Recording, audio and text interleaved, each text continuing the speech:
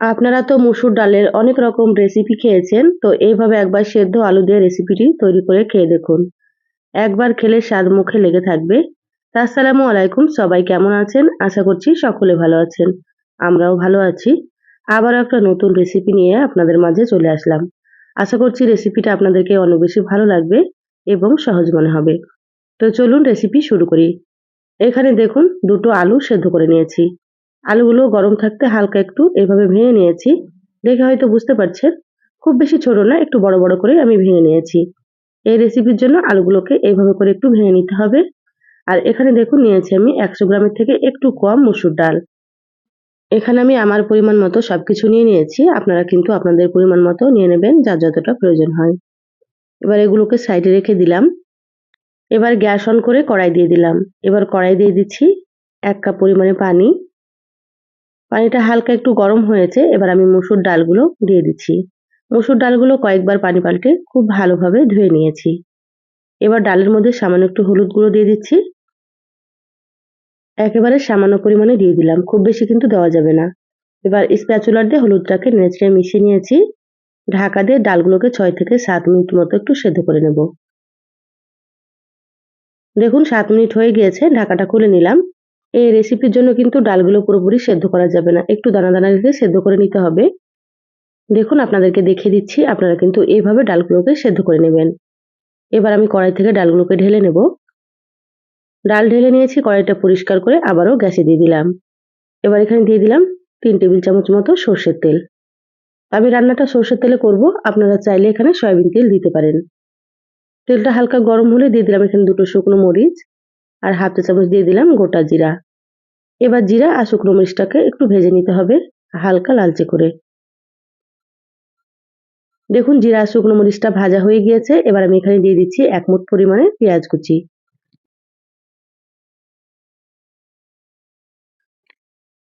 এবার পেঁয়াজগুলোকে একটু নেড়েচেড়ে ভেজে নিতে হবে।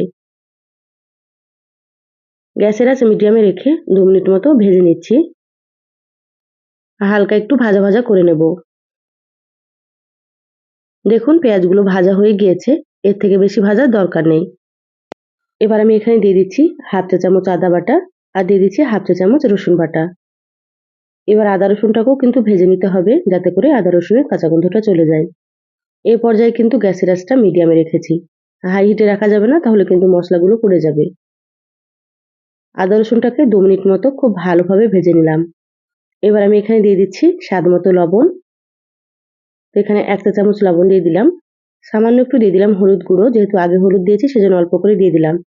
হাফ চা চামচ ধনিয়া গুঁড়ো দিয়ে দিলাম। আর এখানে হাফ চা চামচ মতো জিরা গুঁড়ো, সামান্য একটু দিয়ে দিলাম মরিচের গুঁড়ো। এবার আমি এখানে দিয়ে দিচ্ছি কিছুটা মটরশুঁটি। মটরশুঁটি দিলে কিন্তু রেসিপিটা খেতে আরো বেশি ভালো লাগবে, সেজন্য দিয়ে দিলাম।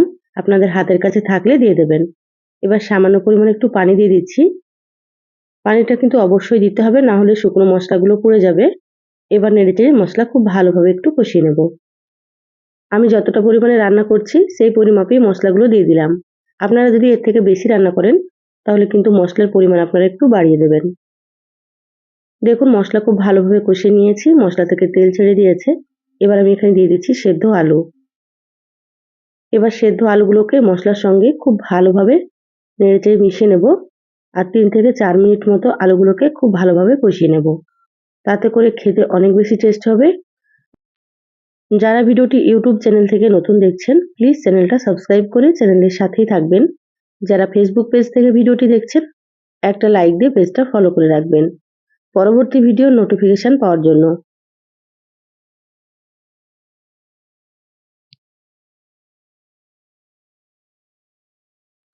আলুগুলো 3 থেকে 4 মিনিট খুব ভালোভাবে কষিয়ে নিয়েছি। এবার আমি এখানে দিয়ে দিচ্ছি একটা টমেটো কুচি। টমেটো দিলে কিন্তু রেসিপিটা খেতে আরো বেশি ভালো লাগবে, তা আপনারা অবশ্যই একটু দেওয়ার চেষ্টা করবেন।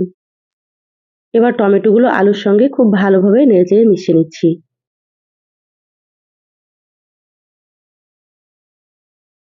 টমেটোগুলো দেওয়ার পরে আরো 1 মিনিট মতো কষিয়ে নিলাম, কষানো হয়ে গিয়েছে।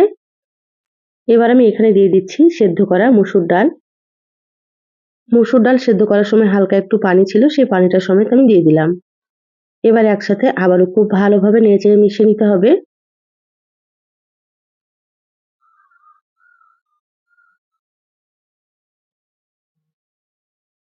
দেখুন ডালগুলো খুব ভালোভাবে নেড়েচেড়ে আলুর সঙ্গে মিশিয়ে নিলাম। এবার 5 মিনিটের জন্য ঢাকা দিয়ে দিচ্ছি। 5 মিনিট পরে দেখাচ্ছি। দেখুন 5 মিনিট হয়ে গিয়েছে, ঢাকাটা খুলে নিলাম। আবারও খুব ভালোভাবে একটু নেড়েচেড়ে নেব। দেখুন ডালগুলো কিন্তু খুব সুন্দর মতো কষানো হয়ে গিয়েছে। এভাবে একটু সময় নিয়ে কষিয়ে নিতে হবে। তাতে করে রান্নাটা খেতে অনেক বেশি ভালো লাগবে।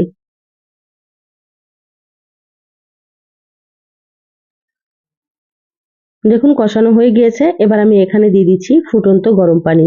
তো এখানে আমি 1.5 কাপ পরিমাণে পানি দিয়ে দিচ্ছি। আপনারা যেমন রাখতে পছন্দ করবেন ডাল সেভাবে করে পানি দিয়ে দেবেন। পানি দেওয়ার পরে খুব ভালোভাবে নেড়েচেড়ে মিশিয়ে নিচ্ছি। আর অবশ্যই কিন্তু এখানে আপনারা গরম পানি দেওয়ার চেষ্টা করবেন। তাতে করে রান্নাটা খেতে অনেক বেশি টেস্ট হবে। এবার আমি এখানে দিয়ে দিলাম 3টে চেরা কাঁচামরিচ। যেমন ঝাল খাবেন সেভাবে দিয়ে দেবেন কাঁচামরিচ। ঢাকা দিয়ে মিডিয়াম আঁচে 5 মিনিট রান্না করে নেব। দেখুন 5 মিনিট হয়ে গিয়েছে, ঢাকাটা খুলে নিলাম। পানিটা কিন্তু একটু কমে গিয়েছে। আর আমি এরকম একটু ঘন করে রান্না করব। খুব ভালোভাবে নেড়েচেড়ে মিশিয়ে নিচ্ছি।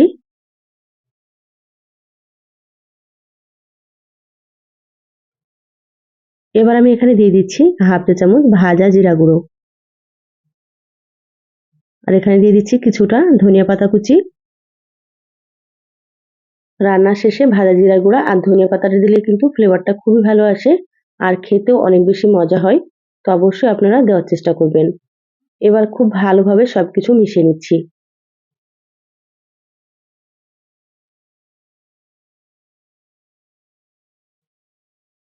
দেখুন খুব ভালোভাবে নেড়েচেড়ে মিশিয়ে নিয়েছি। রান্না হয়ে গিয়েছে। গ্যাস বন্ধ করে দিচ্ছি। ঢাকা দিয়ে 5 মিনিট রাখবো, তারপরে আপনাদেরকে আমি দেখাচ্ছি। দেখুন 5 মিনিট পর বলে ঢেলে নিয়েছি।